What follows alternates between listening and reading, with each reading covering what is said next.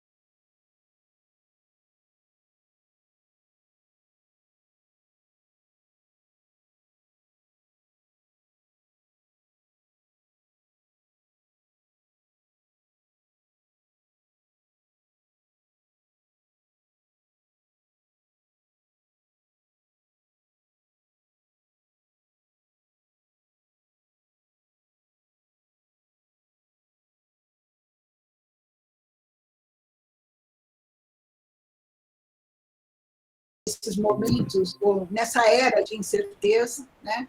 Mas que acreditamos que um outro mundo ainda é possível, porque temos sempre em vista e acreditamos na capacidade de recuperação do ser humano.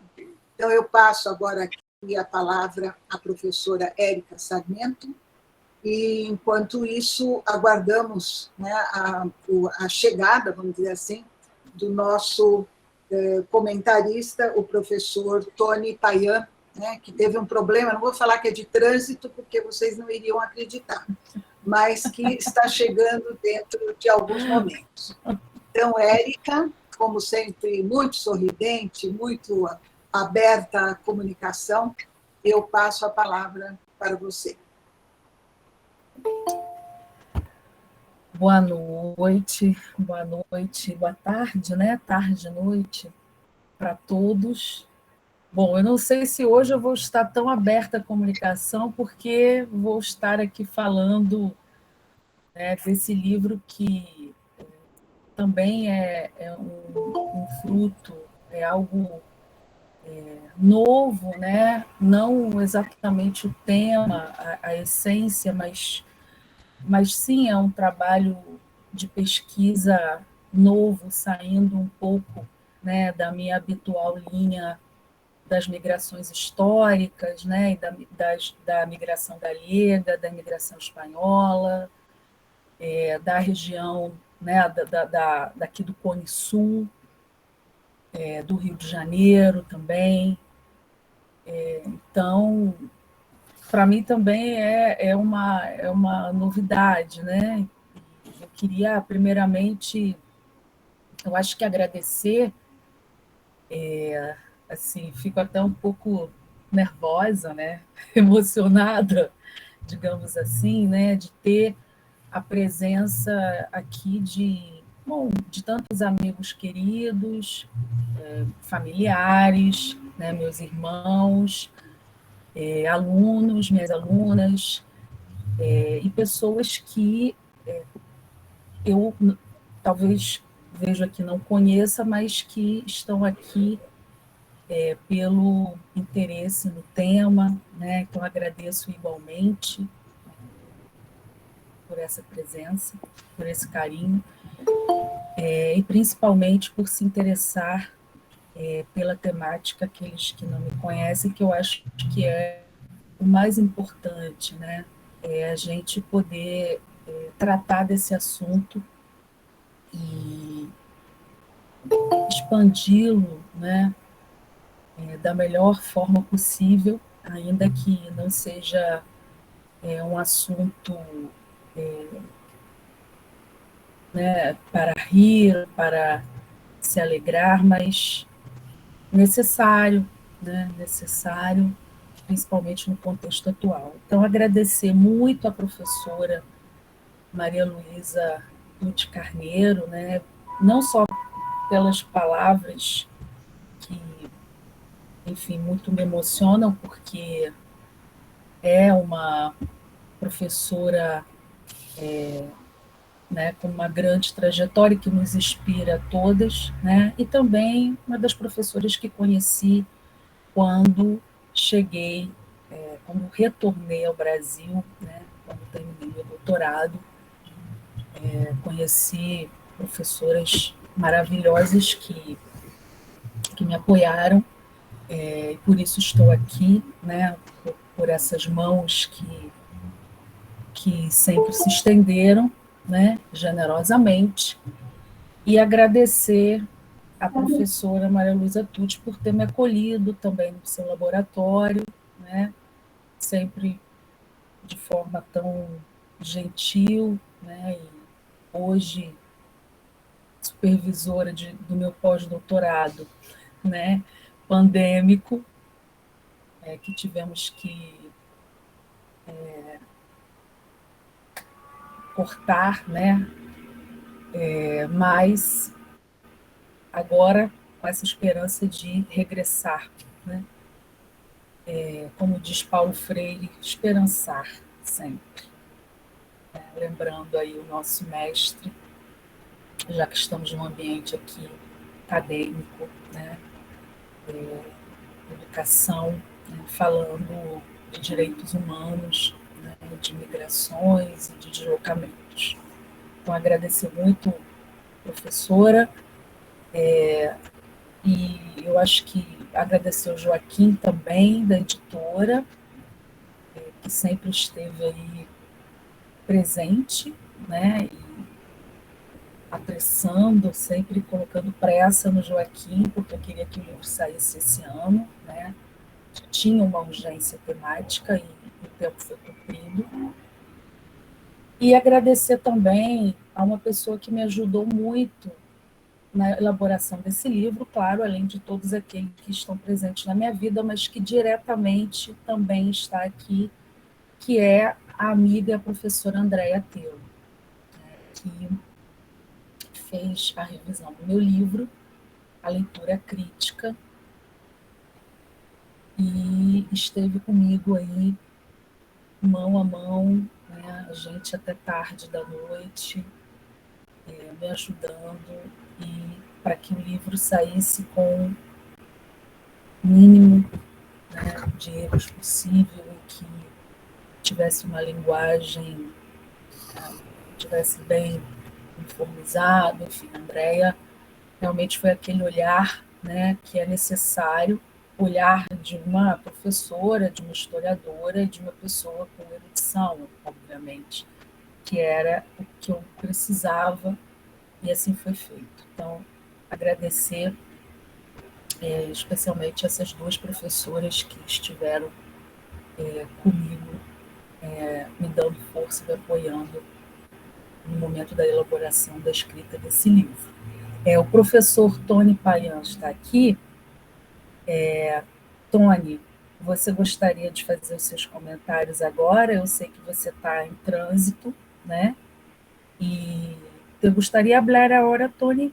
¿Te gustaría hacer tus comentarios ahora? Porque estás en tránsito y luego después puede ser que no consigues estar. No te escucho. Sí, eu vou pedir para você mesmo apresentar o professor Tony. Tony, muito bem-vindo, e é um prazer tê-lo aqui neste espaço, né, para discutirmos o livro da Érica.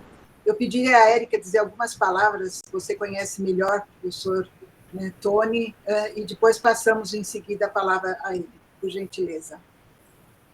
Então, o Tony, o professor Tony Payan, né, ele é da Universidade Autônoma do Sul da Juárez, México, e também atua na Rice University, em Houston. Né? Então, é um homem de fronteira, né?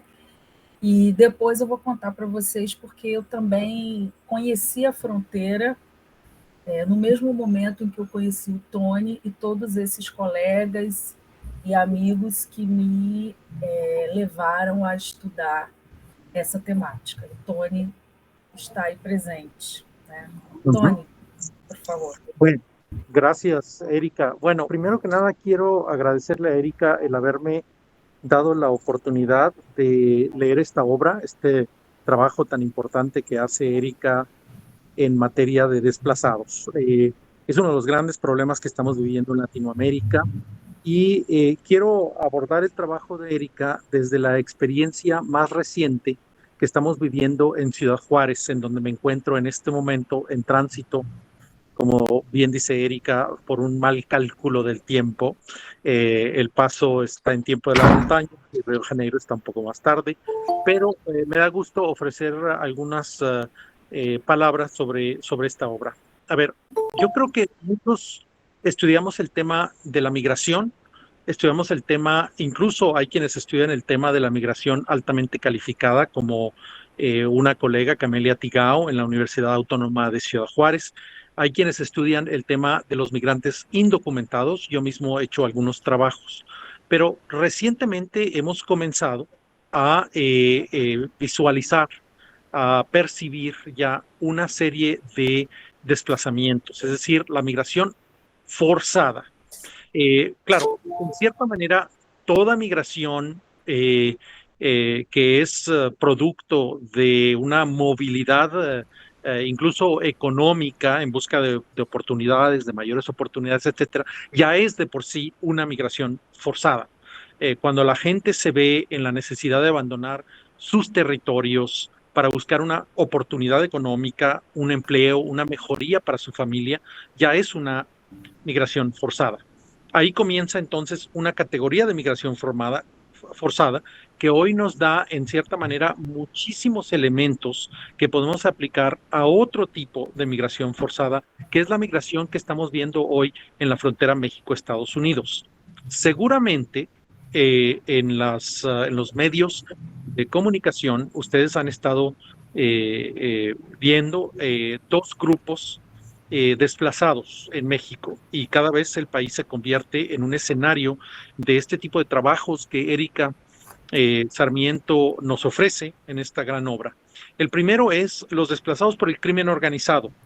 La Tierra Caliente, que es una zona del occidente mexicano entre los estados de Michoacán y Guerrero, son a veces residentes de clase media que posiblemente tienen su terreno, tienen sus vacas, tienen su casa, tienen sus huertos, tienen sus actividades económicas. Y hoy el crimen organizado llega y los amenaza y francamente les ofrece tres opciones. O te matamos, o te vas y nos cedes tus bienes, te vas de aquí. Dejas tu ciudad, dejas tu lugar, dejas tu espacio, o te sometes a nosotros. Trabajas para nosotros, en una especie de extorsión. Y lo que hemos estado viendo en Ciudad Juárez hoy en los albergues, pues es un importante número de gente, incluso ya de clase media, no necesariamente expulsados por condiciones económicas en busca de oportunidad, sino gente que está llegando a la frontera expulsada por el crimen organizado. Y en los últimos días también hemos visto otro grupo que es expulsado por las condiciones económicas en Haití. Son miles de haitianos que hoy se encuentran varados abajo de los puentes internacionales en Ciudad del Río, en Acuña, en Texas, entre Texas y Coahuila, pero que ya empezaron también a llegar a Ciudad Juárez, y los haitianos que ya habían estado varados en Tijuana, entre California y Baja California. Y estos haitianos llegan con pocas esperanzas de entrar a Estados Unidos. Incluso la administración de Biden ya comenzó a expulsarlos, ya están saliendo 8 aviones diarios llenos de haitianos que están expulsando de la frontera México-Estados Unidos. Entonces, cuando uno ve este tipo de fenómenos que explora la obra de Erika, los desplazados, ya sea desplazados por condiciones económicas, ya sea desplazados por el crimen organizado, o ya sea desplazados por el esquema de baja oportunidad o de eventos de la naturaleza, como es también el caso de Haití, en los terremotos, los huracanes, etcétera, pues estamos hablando de un fenómeno extremadamente trágico. Ahora, una cosa que me parece interesante es cuáles son los actores que se mueven en estos espacios en donde estamos hablando de una serie de personas que participan en este gran espectáculo, este teatro político de los migrantes desplazados. Tenemos a las burocracias que se benefician de alguna manera y pueden exigir mayores recursos, mayor participación, mayor injerencia en la política pública a partir del papel que juegan ante los grupos desplazados. Esto es un fenómeno que se está contemplando hoy muy claramente en los Estados Unidos, en la frontera aquí donde me encuentro, entre Texas, Chihuahua, Coahuila, Chihuahua y Tamaulipas y Texas. El otro grupo es las organizaciones de la sociedad civil que de alguna manera son intermediarios, que intervienen a favor de los migrantes, pero que también a veces se benefician de los migrantes. También tienen un beneficio amplio en materia de recursos y que en cierta manera trabajan con los migrantes, pero también tienen una serie de protagonismo a partir de esta gran teatralidad que constituyen los migrantes. Y por supuesto la clase política es sumamente importante porque ellos saben cómo monetizar, cómo capitalizar las condiciones de la frontera. Y estamos viendo ya al presidente Donald Trump en la frontera de México con Estados Unidos hablar del fracaso del presidente Biden en contener a estos desplazados, a estos miles de haitianos, miles de mexicanos y miles de centroamericanos que están llegando a la frontera México-Estados Unidos y que piensan monetizarlo y utilizarlo en las campañas políticas intermedias de noviembre del 2022. Entonces, ya todos esos actores comienzan a acomodar sus espacios, a acomodar sus intereses y a proyectar, comienza la rebatinga por el discurso, por la representación de estas crisis. Entonces, en ese sentido, quienes vivimos diariamente y constantemente el trabajo de los desplazados, quienes presenciamos las comunidades desplazadas, quienes presenciamos las burocracias que participan, los grupos que presumen auxiliar a los indocumentados o a los desplazados, y quienes presenciamos también el teatro político que se forma alrededor de ellos, apreciamos muchísimo la obra de Erika, porque nos provee de una serie de herramientas teóricas, conceptuales, pero también empíricas para entender que esto es un fenómeno global. Lo vemos en Europa, lo vemos en Asia, lo vemos en Norteamérica, lo vemos en Centroamérica y por supuesto en otros países en donde hay diversas razones por las cuales la gente es expulsada. Repito, no estamos hablando de los migrantes voluntarios, estamos hablando de un fenómeno que se recrudece en el siglo XXI y que va a necesitar muchísima más atención. En ese sentido, yo creo que los teóricos y las teóricas, como Erika, presentan un esquema importante para entender estos fenómenos y para que nosotros mismos estudiemos y apliquemos estos fenómenos de manera comparativa en otros espacios y logremos entender qué es lo que está pasando. Y finalmente, quiero decir unas palabras más, el tema de la política pública. A veces bajar el tema a la conciencia social, que es un trabajo que hace Erika muy bien en este texto, en este volumen, es decir, darnos una conciencia nueva de este fenómeno, articular este fenómeno y sus elementos componentes de una manera tan elocuente como lo hace este texto, es importante, porque este es un debate que hay que bajar de los círculos rojos, es decir, de los académicos, de nosotros, quienes estudiamos el tema, al público en general, para que haya una conciencia social de este tema. Y luego, la siguiente tarea, por supuesto, es subirlo al círculo de los hacedores de política pública, de los decisores, de aquellas personas en cuyas manos está resolver este enorme problema. Y en ese sentido, yo aprecio mucho la obra de Erika. Desde que leí el texto me pareció extraordinario, una contribución conceptual y empírica importante sobre un tema que vivimos día a día en la frontera entre México y Texas. Erika, ahí dejo mis palabras sobre tu texto. Te felicito mucho por este trabajo, lo leí con muchísima atención y creo que nos invitas claramente a examinar este fenómeno como quizás uno de los fenómenos sociales y políticos más importantes del siglo XXI. Muchísimas gracias y felicidades por tu gran obra. Muchas gracias, Tony. Muchas gracias. Erika, Tony, muito obrigada, graças por sua interferência. Erika, você quer continuar a apresentação? Depois no final, eu arremato as suas colocações, né? Então, Tony, creio que já saiu. Gracias. Gracias, Tony. Agradecer demais, né, a participação aqui do professor Tony Payan, do colega, né, que, para mim, né, eu, como costumo dizer para os meus colegas mexicanos, mais especificamente para uma colega que eu admiro muito e que também faz parte desse livro, eu sou o olhar mais ao sul, né, desse processo. Então, eu acho que são experiências que me marcaram muito. Primeiro, claro, eu não comecei a estudar imigração com esse livro, mas, digamos que essas experiências, né, eu tinha vivido a imigração através de laços familiares, né, através do olhar da minha avó. Depois também eu imigrei, né? Quer dizer, migrei para uma sociedade conhecida, né, das minhas histórias de infância, que é a terra da minha mãe, né, da minha família materna. E quando eu saí desse espaço, dessas migrações históricas e do espaço Europa-América, e passei a conhecer de perto as experiências da América Latina, mudou muita coisa, né?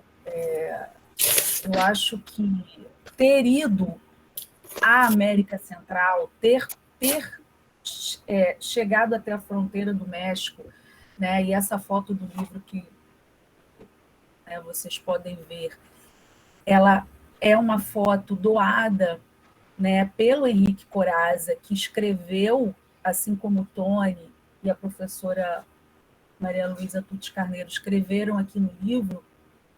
O Henrique, ele mora nessa fronteira do México com a Guatemala, e através dele eu conheci essa região, e esse bote aqui, né, é o rio que separa a Guatemala do México.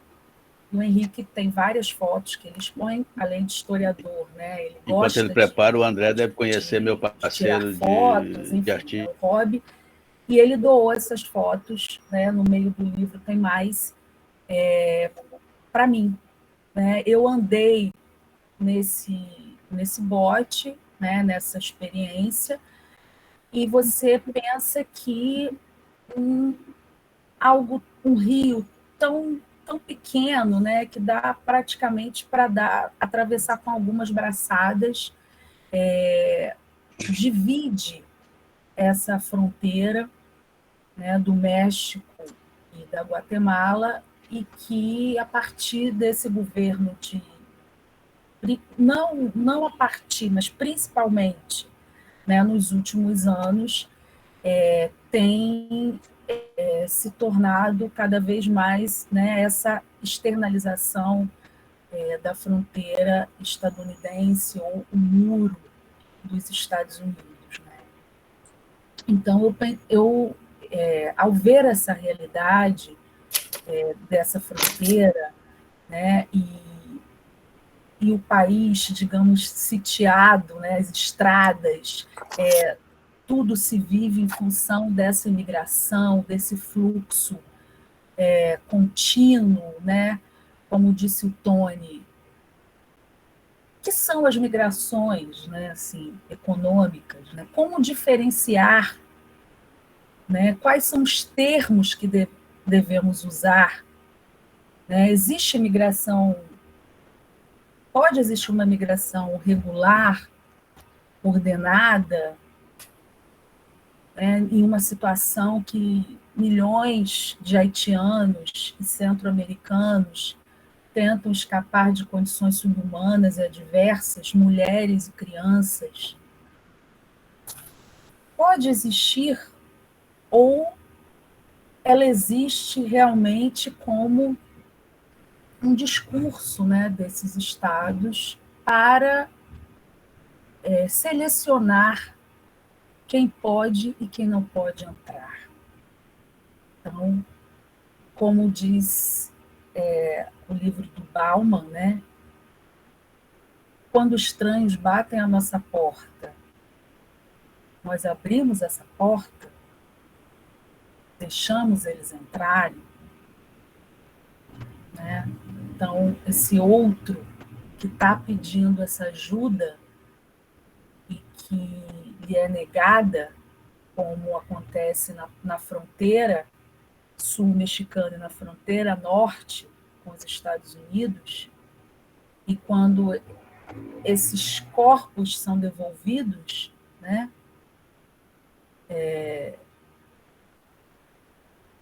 o que será deles? Devolução Express, se chama.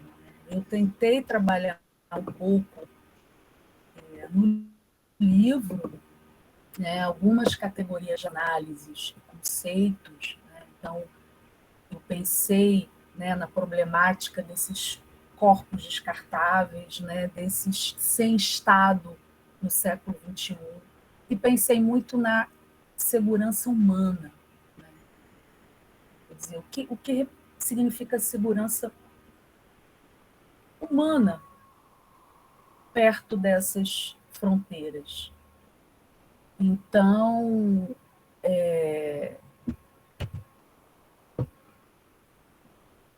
comecei a trabalhar a questão da securitização, né? Quer dizer,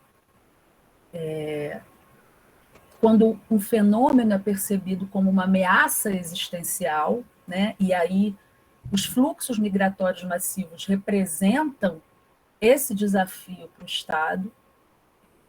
Nesse cenário global, esses corpos descartáveis, eles apresentam-se como esses desafios do século XXI. Né? E nesses corpos aparecem essas estampadas, as marcas das desigualdades, né? Da violência e as normas de conduta que devem ser adotadas. Né? Então, eu me amparei, dialoguei, né, com vários autores e pensei, né, nessas vidas, nesses corpos em movimento, né, e como o poder imprime a sua marca aos corpos. Né, e neles se encontra a verdade dos indivíduos. Né? Então, esses corpos em trânsito que querem chegar e são impedidos de chegar e se tornam essas vidas descartáveis sem lugar para habitar. Quer dizer, um não lugar. Né? Um não lugar. Então, eu pensei, né, muito nas migrações dessa região de Honduras, El Salvador e Guatemala, que são regiões tão ricas historicamente, né, com tantos movimentos, com tanta resistência, né, da população indígena, dessas mulheres, né, que tentam criar esses filhos, né, dentro de um espaço, né, de muita violência, né, a ponto delas não terem mais opção que dar o seu filho a essa experiência migratória, levá-lo para essa experiência migratória que fatalmente, né, que pode ou não ser bem-sucedida. Então, essa migração infantil, né, aí estamos falando de crianças efetivamente, não de jovens e adolescentes, também de crianças, né, crianças que levam nos seus vestidinhos o telefone dos seus familiares costurados, né, para que quando cheguem até a fronteira, a esperança de que alguém os resgate, leve para um centro de acolhida e chame a esses familiares que estão do outro lado da fronteira. Né? Essa é a grande esperança dessas mães, e no livro, uma parte que me marcou muito, de uma reportagem que eu trabalhei, foi quando as autoridades estadunidenses, no governo de Donald Trump, né, na separação das crianças, né, e no enjaulamento dessas crianças, uma mãe hondurenha, centro-americana, deixou as suas 2 filhas. Né? Na verdade, ela não deixou, ela chegou à fronteira com as 2 filhas e o Estado, né, separou ela das suas filhas. essa mãe é repatriada, né, que é o sistema que passa a ser, né, com a pandemia, mais acelerado essas deportações, né, o delivery, né, devolvendo esses corpos doentes, ainda por cima, né, no meio de uma pandemia. E essa mãe, e o argumento da polícia, né, das autoridades estadunidenses, é de que não adianta reconciliar essas crianças com seus pais, porque os pais não querem essas crianças. Chegam até essa mãe, que está num país centro-americano devolvida, né, expulsa, escondida num centro, no albergue, né, que recebe imigrantes, porque ela não pode voltar para sua casa porque ela é ameaçada. Né? São muitas formas de violência contra a mulher, né? Enfim, violências das próprias bandas, das chamadas bandas maras, né? Que é um fenômeno da América Central, né? Grupos de jovens que dominam bairros, dominam regiões, e as pessoas ficam reféns, né? E essas mulheres, elas sofrem muitos tipos de violência. E essa mãe falou, não tragam as minhas filhas, porque nós vamos morrer aqui. Eu estou ameaçada. Então, deixe as minhas filhas aí. Então, o governo estadunidense usa o depoimento dessa mãe, né, em sua condição de vulnerabilidade, né, para argumentar, né, que essas mães, essas mulheres centro-americanas não querem criar as suas filhas, ou enfim. Então, são muitas histórias, né, desses corpos descartáveis, né, desses milhões dessas pessoas, dessas diásporas do século XXI, né, em especial essa que tem se deslocado em busca de um lugar, né, tentando atravessar a fronteira estadunidense. Então, essa pesquisa, né, através de imprensa, de relatórios de organizações civis e governamentais, de discussão com grupos de estudos, com colegas da América Central, do México, esse livro ele vai saindo, né? Mas assim, ele existia de alguma maneira, né? Ele foi existindo até que chegou um momento que ele se fez necessário, né? Que eu sentei e escrevi a exclusão dessas vidas, né? Desses corpos, né? E aí o que eu entendo como corpo, né? Essa mortalidade, essa vulnerabilidade, essa pele, essa carne que nos expõe ao olhar do outro, mas também ao toque e à violência, né? O corpo entendido como algo que tem uma dimensão pública, né? E aí eu trabalho com o conceito da filósofa Judith Butler, né? Pensarmos o corpo como constituído como um fenômeno social na esfera pública. Se a gente pensar dessa maneira, ele deixa de ser algo próprio. Então, por isso, existem tantos movimentos políticos de reivindicação de integridade corporal, né? Porque temos o direito de reivindicar direitos de autonomia sobre os nossos corpos, né? E isso acontece com os imigrantes chamados irregulares, né? quem zela por essas vidas, especialmente quando elas estão em trânsito? Quem se importa com esses corpos em mobilidade? Então, é o que chamamos da desrealização do outro.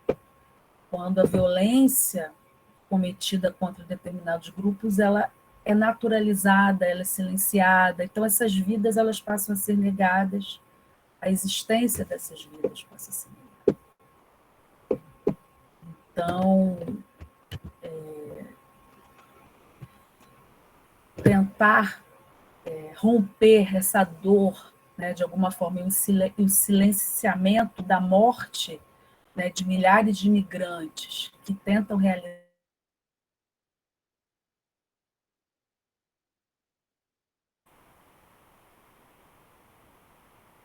milhares de homens e crianças que tentaram chegar aos Estados Unidos pelo caminho mais tortuoso e as suas mortes não foram contabilizadas, nem sequer notadas, ou foram propositalmente silenciadas. Então, é importante chorar por essas vidas.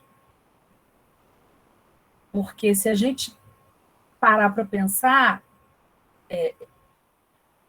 existem normas que determinam quem será um ser humano suscetível ao luto ou não, ou seja, por quem a sociedade deve chorar? Quais são as mortes que devem ser anunciadas pelos meios de comunicação? Não são essas. Então,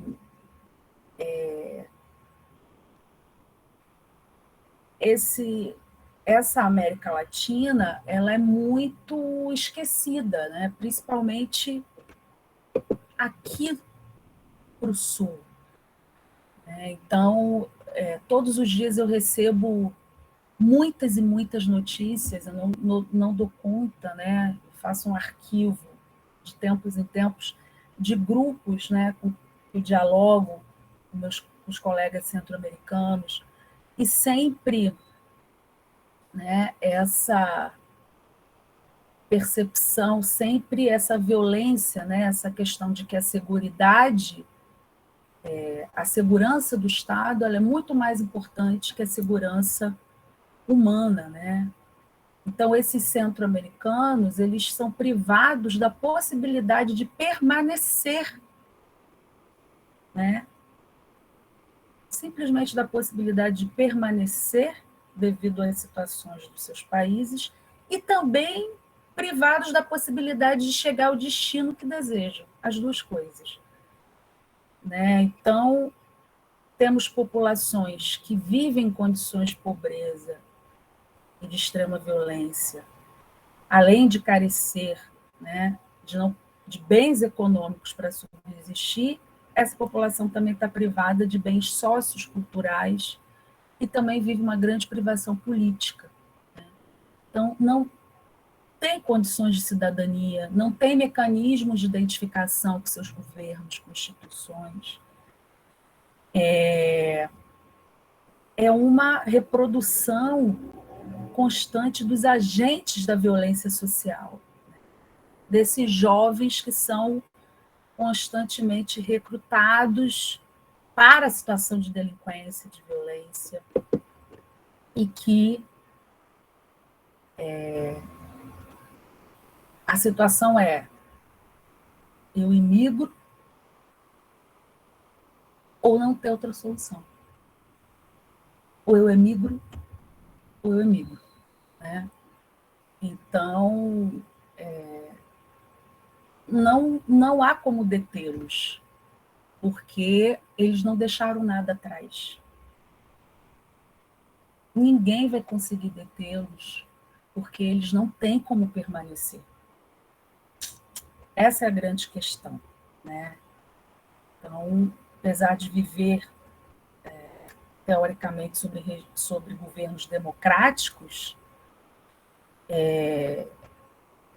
são países que não têm projetos educativos de integração social, né?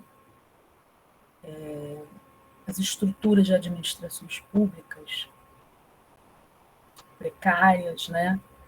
Então, a opção de organização violenta nesses grupos criminosos muitas vezes é o único vínculo de identidade que esses jovens possuem.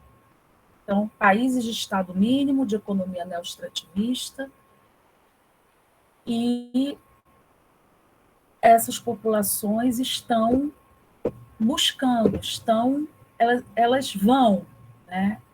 Elas vão porque elas estão sendo descartadas do lugar de origem.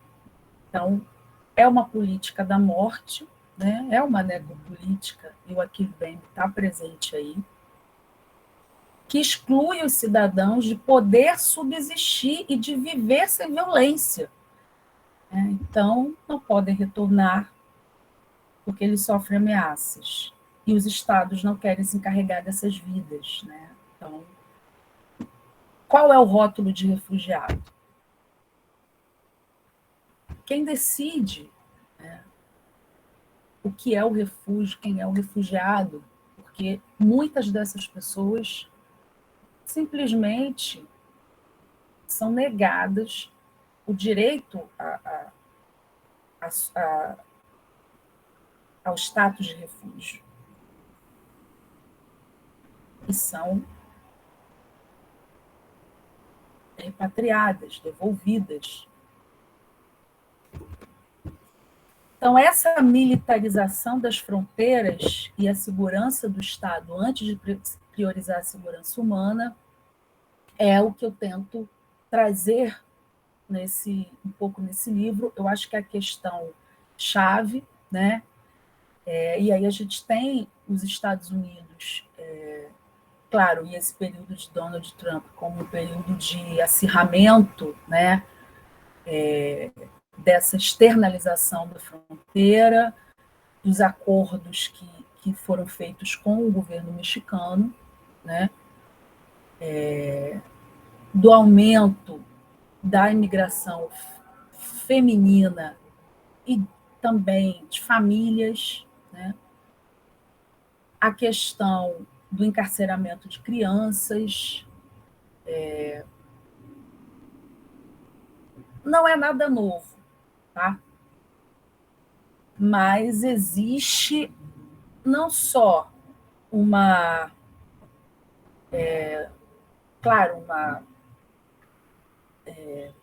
piora, né, um recrudescimento, digamos assim, né, dessas políticas, como também um discurso xenófobo e um discurso que criminaliza o imigrante, né? Então, o imigrante não quer nem ser obviamente ser criminalizado, claro, mas também não quer ser vitimizado. O imigrante tem algo a dizer. Ele leva uma existência, ele leva uma vida, ele leva uma cultura, ele leva um saber. Né? Então, você vitimizar o imigrante também não serve para nada. Né? Você precisa ouvi-lo, né? Precisa, como a gente costuma dizer, caminhar lado a lado, não carregá-lo da mão. Ele não quer isso. Então, eu acho que trato de alguns temas, né? O livro é um livro pequeno, é uma obra pequena que eu queria que saísse, né? Como talvez um grito que fica abafado, né? No momento de uma pandemia, quando de repente eu recebo tantas e tantas imagens todos os dias, jornais, revistas, né, das minhas redes, dessa interlocução que eu faço constantemente com esses colegas, com quem eu aprendo, com quem eu dialogo, e que eu sou muito grata de estar ali, né, com eles, e começo a perceber que essa hostilidade ela se potencializa com a pandemia, né? Então é o que eu chamo de muro epidemiológico, né?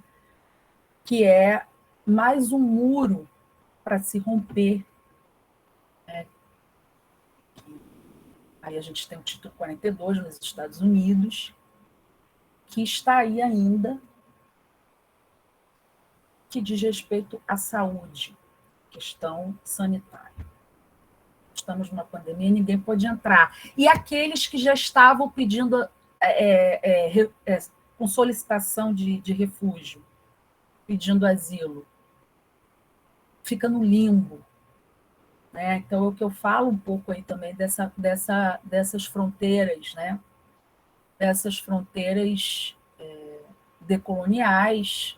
E aí eu gosto muito de trabalhar com essa questão, exatamente pensando o imigrante como um sujeito de direito, né? Ou sujeita, né? Se for mulher de direito, como um ator que é dono da sua própria vida, né? que tem potencialidades e tem direito a exercer esse direito, porque não é crime migrar. Migrar é um direito humano, né? E as pessoas estão sendo criminalizadas, estão nesse limbo, nessa fronteira, que é um lugar de vida e de morte, né? Onde essa globalização você tem ali mão de obra para utilizar e para dispensar. Mas, ao mesmo tempo, você também tem situações de muita resistência, né? Você tem momentos de demonstração dali de uma coesão em meio àquele caos, né? que se forma nesse limbo, nesse não lugar dessa fronteira que está ali cercada dessas práticas militares, né? Dessa violência contra o imigrante. Então, esse hipernacionalismo, essa militarização, essa externalização das fronteiras, até onde vai a fronteira dos Estados Unidos? Até a Guatemala. Né? Então, é o Sul contra o Sul. Né? É o Sul contra o Sul. O mexicano contra o guatemalteco, contra o hondurenho, contra haitiano, né? E muitas outras questões que estão envolvidas aí. Então, eu acho que é um pouco isso, não vou me estender mais. Né? Dizer que continuamos agora, a luta continua, temos um novo governo que se diz progressista, mas, né, em relação à política externa e ao que está embaixo do Rio Bravo, né, sempre vai ter, talvez, poucas mudanças, né, algumas, mas o que estamos vendo ainda é muito trágico, né, muito trágico. Então, agora temos brasileiros também, e talvez com isso essas informações possam chegar mais aqui para nós, né? Porque assim, é importante claro, da África, do Afeganistão, temos que estar atento de braços abertos para receber aquelas populações que nos necessitam.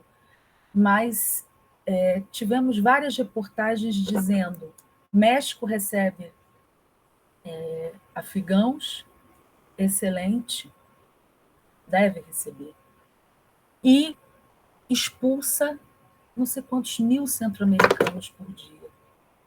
Então, sabe,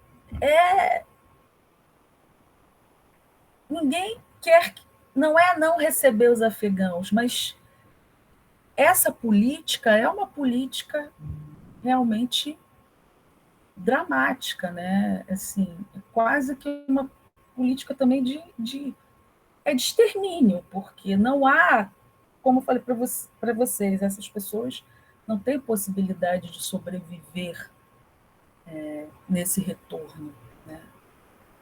Então, é você condená-las à morte, ao caminho seguro da morte. Elas já estão condenadas no próprio trajeto migratório a todo tipo de violência, estupro, né? Quase todas as mulheres sofrem violência sexual, né, a ponto dos coiotes, dos traficantes pedirem para elas tomarem uma injeção ou obrigarem elas a tomarem uma injeção anticoncepcional para fazer o caminho e talvez conseguirem chegar. Temos o deserto do Arizona, temos a selva de Darién, no Panamá, que são lugares extremamente violentos, onde as pessoas morrem ou sofrem alguma violência ou morrem de sede, de cansaço, antes de conseguir chegar até a fronteira. Então, acho que devemos pensar, né, na nossa responsabilidade em toda essa circulação, né? Porque agora somos nós, amanhã será o outro, e assim não vai parar. Não vai parar mesmo, né? Então, é isso, gente. Eu acho que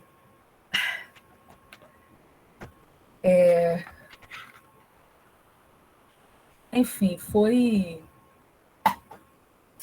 difícil, né? Poder externar, né? Poder escrever tudo isso, mas eu acho que a gente não deve, não pode, não deve fechar os olhos para essa situação que não vai diminuir, né? E não vai parar tão cedo, né? Então, acho que temos que estar preparados para ver, né, imagens que não queremos, né? Crianças, mulheres, né? Corpos no deserto, enfim. Mas são esses fluxos que correspondem aí ao século XXI.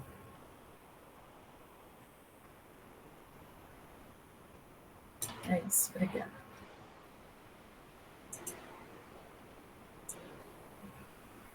Érica, muito obrigada.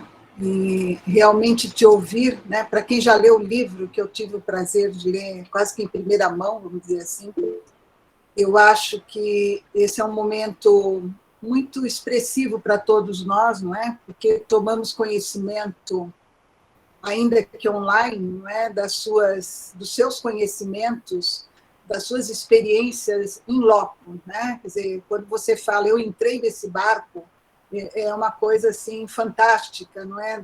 Para quem depois vai ler o seu livro. E isso nos traz muitas inquietações, né? A tua fala, principalmente, quando você fala, eu até não fui anotando aqui, políticas da morte, corpos descartáveis, muros, não é? Políticas de extermínio, quer dizer, é tudo tão dramático, né? E você consegue passar vamos dizer, esses sentimentos, as suas inquietações para nós que estamos aqui te ouvindo e acredito que futuramente para os seus leitores, né? Então, isso é muito rico, porque a tua fala já vai nos sensibilizar para uma leitura, né, futura e até mesmo uma releitura. Eu espero reler novamente, né? Tive o prazer de escrever o prefácio e chamar a atenção para os seus caminhos, né? São caminhos profícuos para avaliarmos esses processos históricos multidimensionais, vamos dizer assim, sobre migrações, exílios forçados, que são fenômenos complexos, né?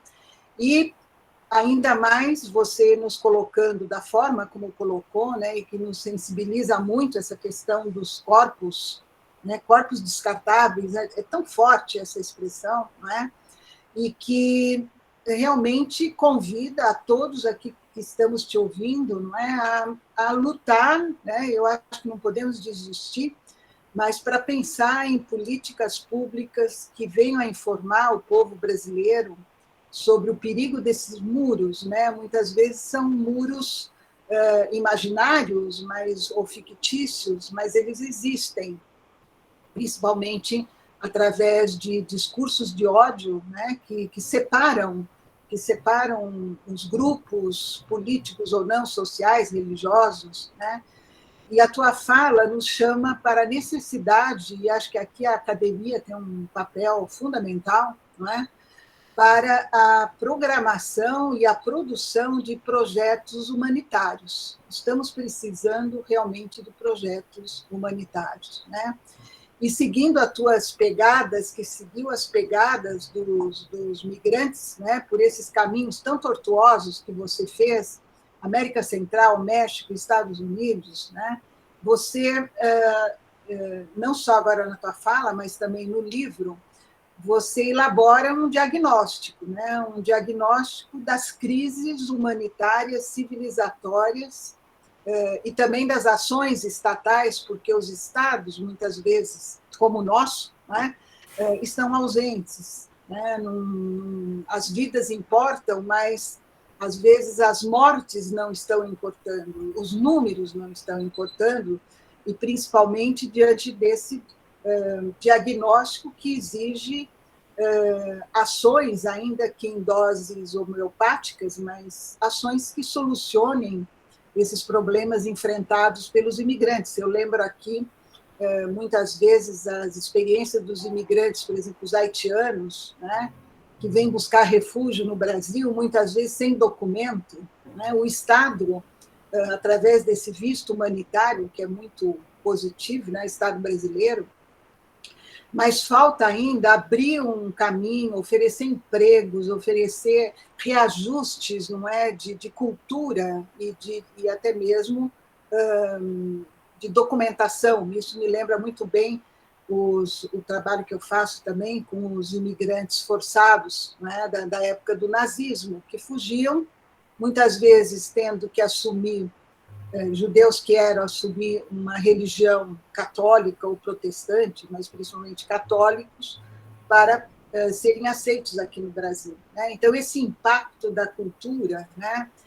Essa rotulação que muitas vezes o Estado impõe, eu até tenho um artigo que fala do etiquetamento, né? a essas minorias, e que são cruciais, né? São espinhos nas peles, espinhos na alma, e que muitas vezes acabam ganhando uma força bruta, né, violenta, e que nem sempre tem a visibilidade que nós temos hoje, principalmente através das mídias. Né? Se nós retomarmos as histórias dos anos 30, 40, 50, no pós-guerra, às vezes o mundo não tinha conhecimento como nós temos hoje, né? Esse impacto, essa visibilidade de acompanhar minuto por minuto o que está acontecendo no mundo com imigrantes ou refugiados, né? E principalmente pelas ações cada vez mais profundas, volto aqui no Brasil, ações de racismo, xenofobia, exclusão social, né? Exclusão econômica, exclusão política. Então, essas histórias que você nos colocou aqui, que você vivenciou também no local, né? Ressalta muito, e de uma forma muito dura até, a reação, né? E as consequências dessas políticas de migrações forçadas. Então, eu acho que você, nesse momento, você saiu daquele seu lugar de mera espectadora, né, para assumir uma postura de historiadora, ativista, antenada com os problemas dos nossos tempos, vamos dizer assim. Né? Então, esse recorte geográfico, que foi a opção que você fez, e as políticas são recortes cirúrgicos, né, que acabam nos ajudando também a entender os seus caminhos de pesquisa, e isso fica muito claro no seu livro. Convido a todos, né, quando forem ler, prestarem atenção na narrativa da Érica, né, quando ela expõe as dores, os sofrimentos, as dificuldades desses desterrados, dos expatriados, dos sem terra, dos pobres, né? Outros tantos seres, eu falo que são seres em agonia, né? Eles podem morrer em minutos, né? A gente não sabe o que está acontecendo com as suas vidas, e ainda mais com crianças, mulheres, né? Homens idosos, que não têm realmente para onde ir, né? São caminhos assim ainda sem fronteiras definidas. Então, eu acho que a Érica nos coloca, a partir das suas experiências e das suas narrativas, não é, dentro desse círculo vicioso das injustiças, né? Há uma carência muito grande de uma política de justiça, principalmente tanto nos Estados Unidos como nos países da América. Então, essa busca que você faz, Érica, do outro, né, aquele que é a figura, o personagem dessa imigração forçada, e que você nos coloca ao seu lado, quer dizer, ao lado daquele que está fugindo. Quer dizer, nós, pela sua fala, sentimos, né, as dificuldades de estar enclausurado por essas políticas de exclusão, e que acabam atropelando os mais frágeis, né? Então, analisando, eu acho que você coloca muito bem isso no livro, essa coisificação do ser humano, né? Ele se transforma num objeto que pode ser descartado, né? É um personagem que é a figura principal dessa violência espacial, vamos dizer assim, quer dizer, em determinados espaços geográficos, né? E, ao mesmo tempo, quer dizer, a punição que eles recebem, né, e por serem considerados, aí entra a minha teoria do etiquetamento, né, são pessoas excedentes, descartáveis e indesejáveis. Então, o seu livro e a sua fala hoje nos alerta, então, para a importância, não é, de termos políticas públicas humanitárias, né? Você nos sinaliza para essa circulação, né, de um vírus, que não é o Covid, mas é um vírus da violência, que tem impactado diferentes grupos no mundo inteiro, como acontece agora com os afegãos, né? E recorre, no momento em que você realmente escreveu, né, o momento em que acontecia a pandemia, você recorre, então, a essa imagem que me toca muito, dos corpos descartados, né, dos corpos descartáveis também.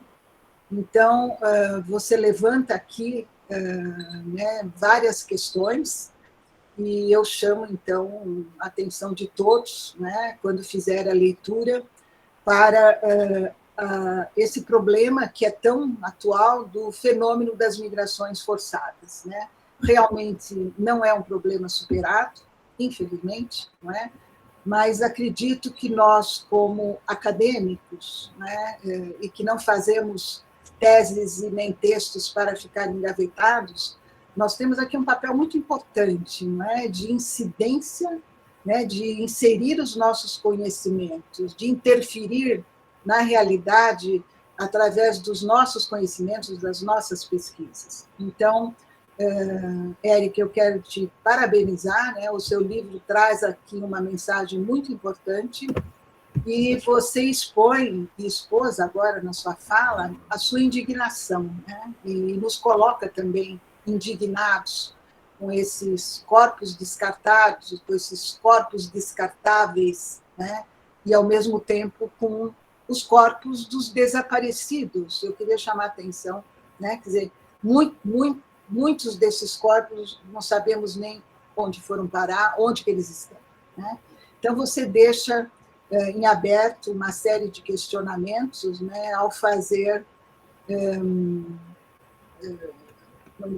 uso, né, dessa imagem metafórica das caravanas dos deslocados que não param, né?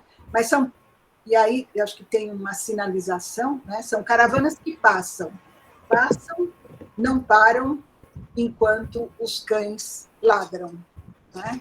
E espero que você tenha muito sucesso com esse livro, porque ele nos traz, eu acredito, que alguns sinais, não é, de esperanças, principalmente para a academia que tem a sua produção e que é muito importante nesse momento de crise. Então, eu convido a todos que estão aqui nos ouvindo, né, adquirir o livro. Ele está à venda na livraria do Leer. Nós temos uma livraria também, a Companhia de História, e junto ao site da Intermeios, né? Eu não sei se no Rio de Janeiro, Érica, deve estar também nas livrarias. Na Amazon, né?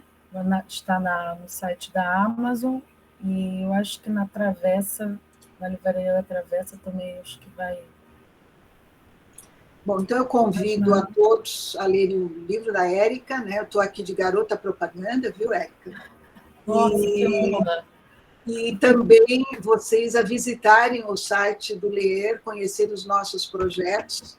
Estamos abrindo nessa semana, agora, na próxima semana, um projeto muito interessante que vai trabalhar exatamente a história e o legado dos refugiados do nazismo, um projeto chamado Travessias, que recupera o legado desses refugiados, que é importante lembrar, eles trazem na sua bagagem também cultura, arte, política, economia, conhecimentos, né, que nós não podemos descartar, usando aqui a tua expressão.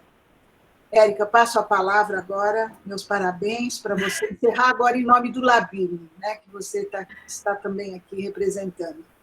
E já aproveito para desejar a todos, né, uma ótima leitura e que vocês entrem no mesmo barco que a Érica entrou para escrever esse livro, né, mas que encontrem caminhos, Érica, com a palavra para você encerrar. Bom, eu, depois das palavras da professora Tucci, né, para mim é uma grande honra, são referências, como eu falei, né, e eu acho que eu tenho sempre a sorte de estar ao lado de referências, né, de mulheres que sempre me ensinam, né, através de seus livros, dos seus conselhos, das suas experiências.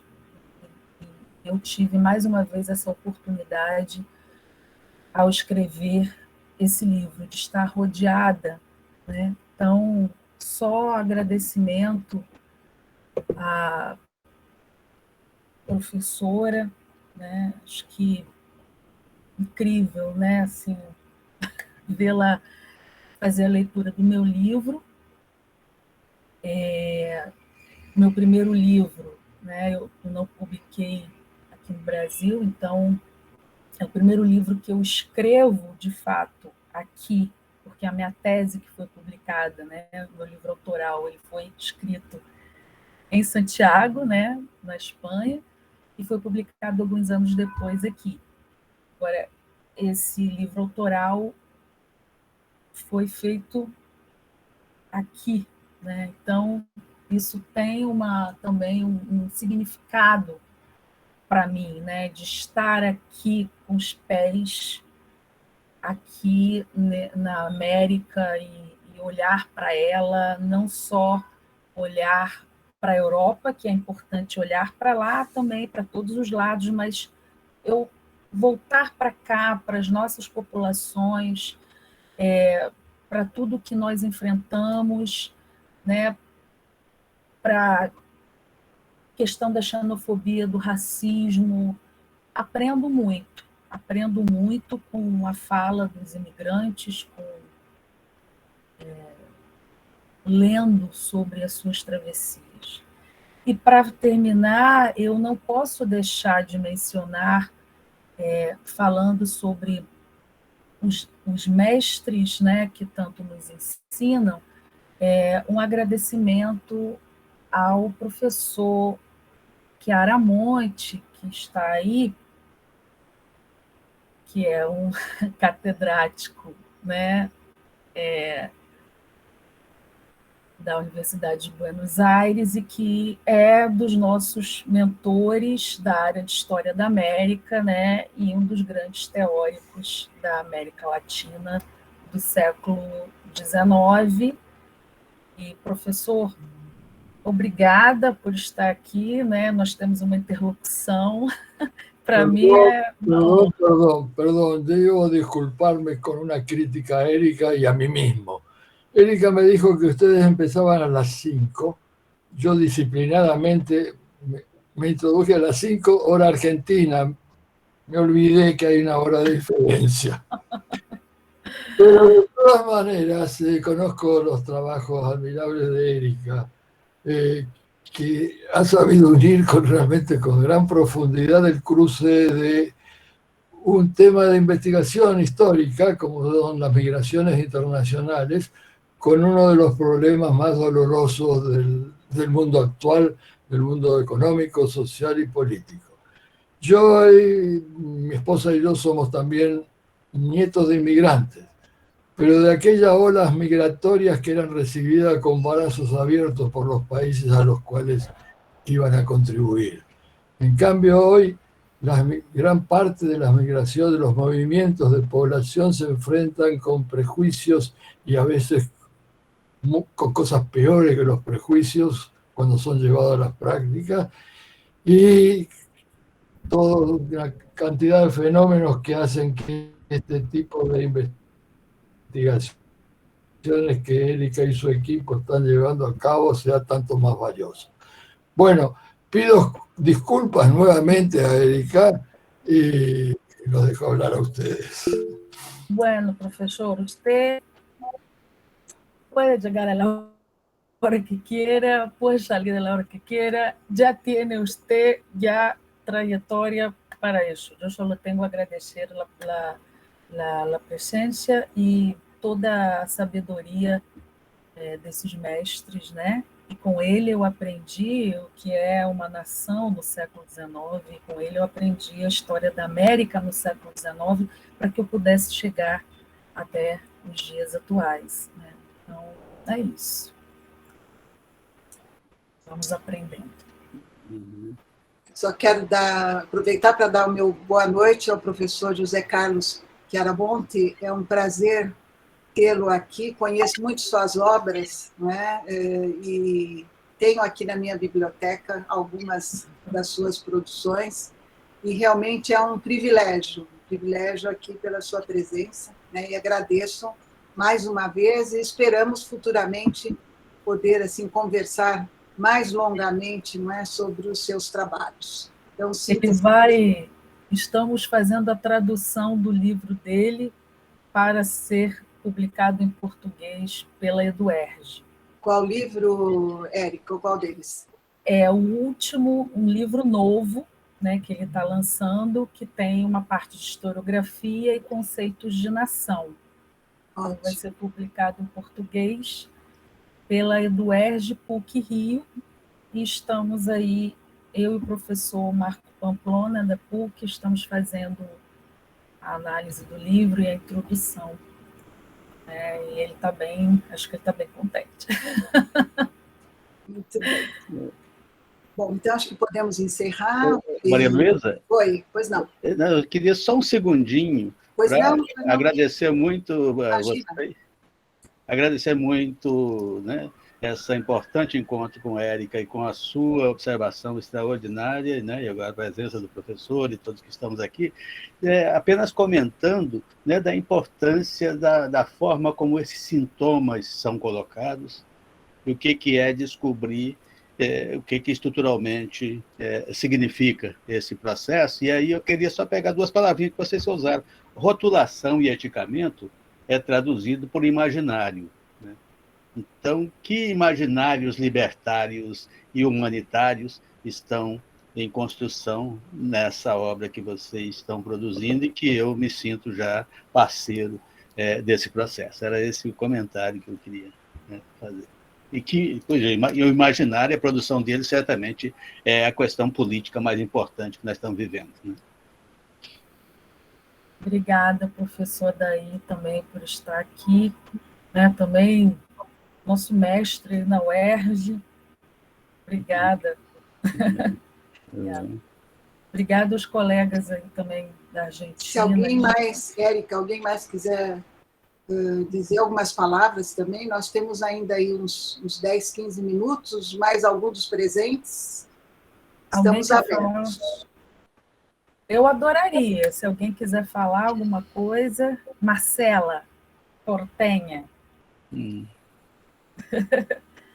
Temos alguns porteños. Pensé que iba a hablar Rui, porque lo veo ahí conectado, así que le cedo la palabra, después voy. Márcia. Era Marcela Alipe, professora da Universidade de Buenos Aires, também especialista em migrações. ¿Quieres hablar, Márcia? Cuidado con los porteños. Sí. Hay muchos aquí ahora. Hay varios. No, simplemente, bueno, estoy a la expectativa de conseguir el libro, claro, para leerlo.